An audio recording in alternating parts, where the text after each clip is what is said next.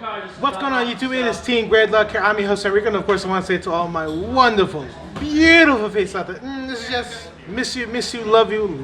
Copyrighted.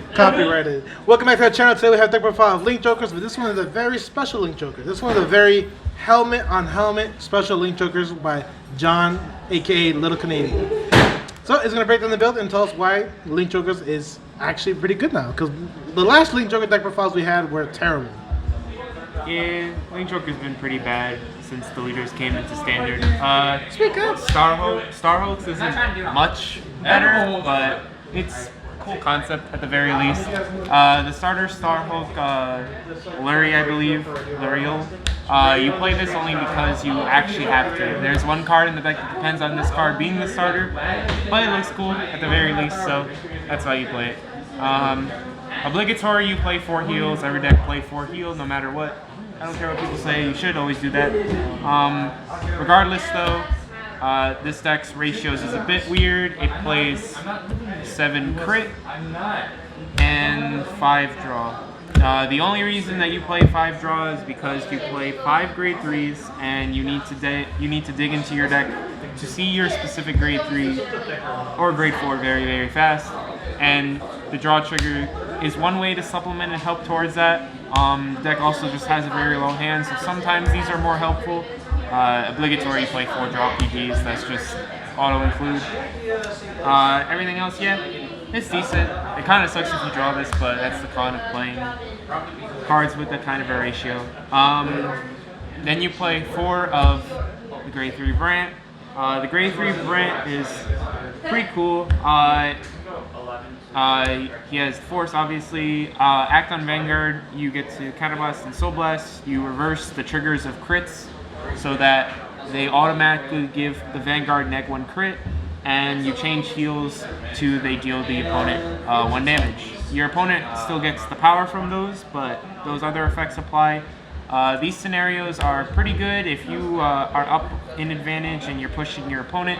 These are pretty decent. They keep your opponent pressured the whole time because there's 2 scenarios that happen where if you keep pushing them and they hit a heal, they're going to go even higher on damage. If it's their turn and they hit a crit, they could just straight up deal you no damage. And so the deck, it's a pretty cool skill. Like the thing that I like the most about it is that you don't have to fear being at 4 and no guarding the Vanguard attack, because unless it already has a built-in crit, there's no way it's going to kill you. So that's the one cool thing about this card. It only has that effect, so I mean, there's not much more else that you could say about it. I know it's a grade 4, but I'm just going to talk about it regardless. It's the upgraded form of Brant.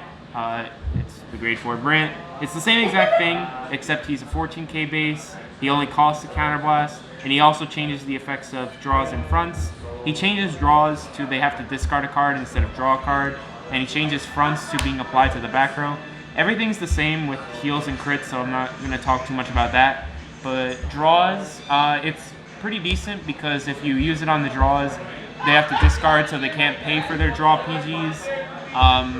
If they check fronts, it goes to the back row, so on their turn, it's kind of irrelevant if they already have an established board, but sometimes Excel plans don't have an established board. On your turn though, if they hit a front, their front goes to the back row, so does it apply to their Vanguard, so they don't get defensive power buffs on your turn if they hit a front trigger. So it's good. And the 14k base is not bad either. 14 is never bad because with an 8k booster it makes 22 on their Excel Protect Vanguard, so that's always good. And against Force, it's just good to be at a higher base power than them at all times. So I mean, you're just making numbers that your opponent isn't used to having to reach, so that's good. Play 1 more grade 3 just because I don't feel comfortable playing only 4. Even though it's only the 1, I would just rather prefer to play the 1 grade 3 so that I can ride in my grade 4 as soon as possible if that scenario comes up, and it has. The grade 3's effect, it's a halfway decent rearguard. Its rearguard effect is that during both turns it gets 10k, and your opponent's Vanguard gets drive +1.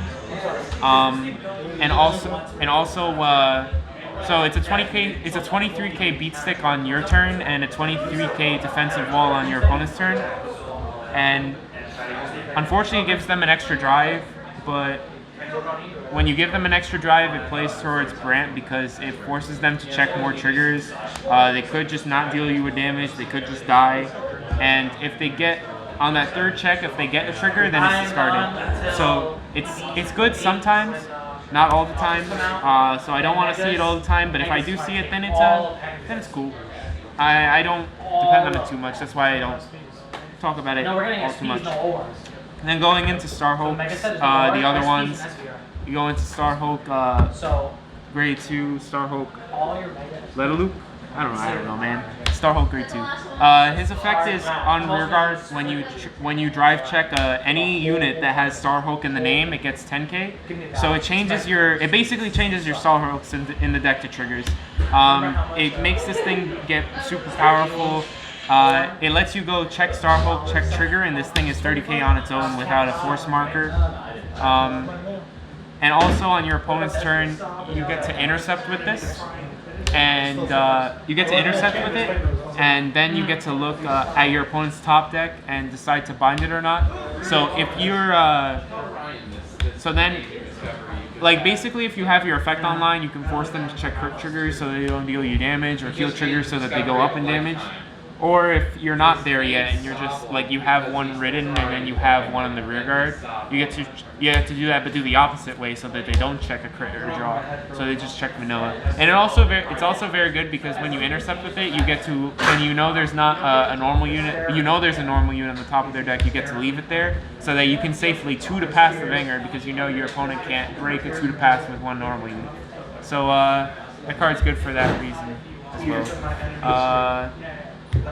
Then we also play 4 of Gale, the Swift Deleter.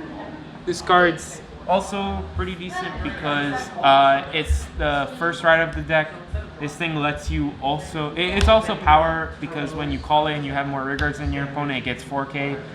So it with an AK makes numbers against Protect and Excel. And it's on hit that is very good early game because it can potentially draw you a card, and that's very good into help digging for the grade 3s or the grade 4s that you need to see. So that's why you play it. Everything else every other grade 2 is kind of subpar, so that's why you play something like this. And I haven't really hated it. It's been decent. You could also sub it out for the 10k shields, but this effect on Vanguard's been very good to just sometimes draw you a card. Sometimes it doesn't. Then you play 4 Vect. This is one of my favorite cards. Its effect is on Rearguard only at the end of the battle that it attacked a Vanguard. If your opponent did not call a trigger to guard with, you can counterblast 1 and you can draw a card, and then you can bind a grade 2 or greater Rearguard that your opponent has. So it's a good combo with something in the deck, but even if this is you normally put it at low power so that it's something like 18, so that if your opponent guards it with a trigger, that they're wasting shield in order to guard it. But it also has scenarios where if it's on a force marker and it got a trigger and it's 38, sometimes they just no guard it and then they still like they no guard it, and then since they didn't guard with a trigger on their no guard, they still let you get that effect to counterblast and draw a card.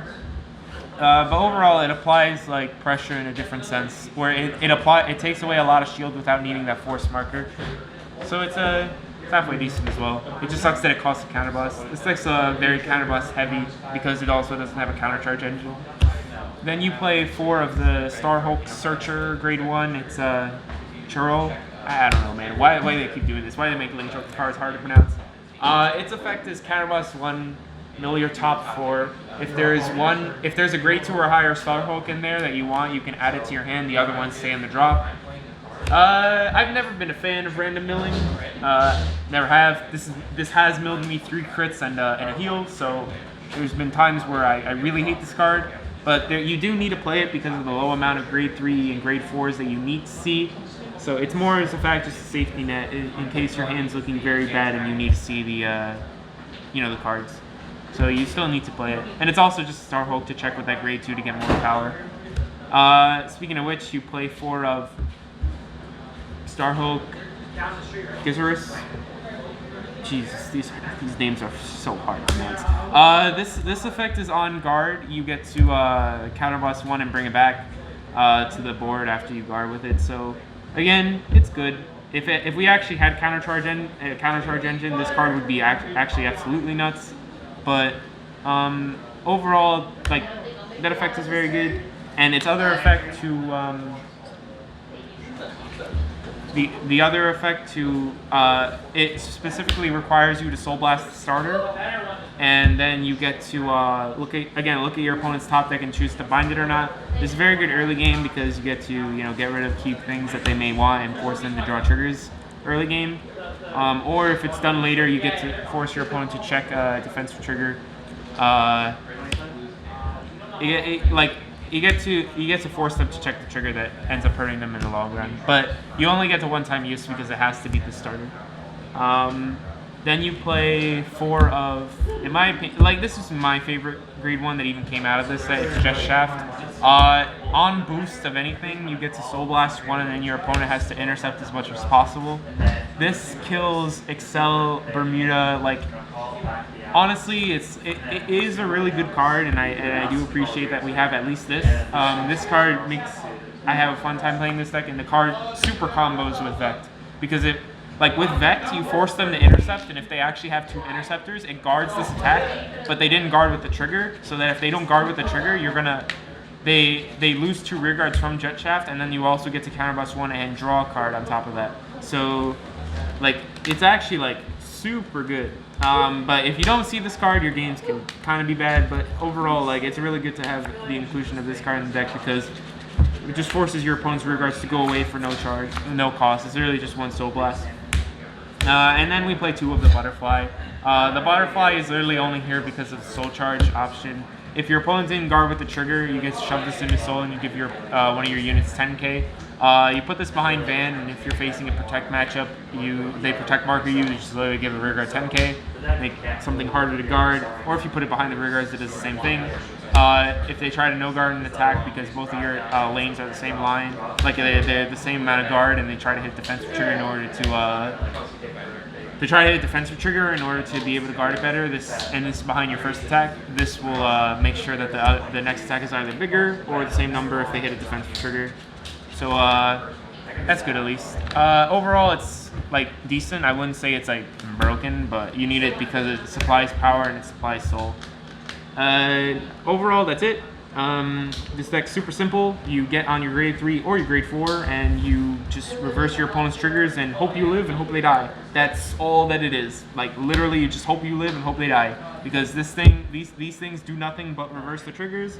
So you're playing vanilla mostly and just hoping that your opponent's deck isn't as powerful and that they're just when they check triggers, it matters for you, and that it's unfortunate for them because they're reversed in the way that hurts them more than it helps them. But yeah, I wouldn't say it's super competitive. It's definitely like fun, but it's not one of the best Force decks that even exists after this set. Bermuda Triangle. Bermuda Triangle is still better. Neos is still better. Kagero exists. It can somewhat handle Kagero, but Neos and Bermuda, meh. Hey, that's a nightmare. But overall, that's about it. Like the deck is fun to play, so I'm glad I have something other than deleters that exists for Link Joker because I despise deleters with a passion. But yeah, brand's fun.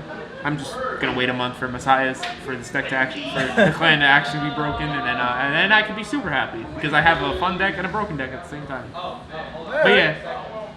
Alright guys, remember to comment, like, and subscribe, and of course, I don't care if you hit the bell button, but Lil John does care for some odd reason. Lil John thinks it actually affects the YouTube algorithm, all that nonsense stuff, so hit the bell button for Lil John, I don't care. And we will see you guys next time. Deuces! I hate all of you.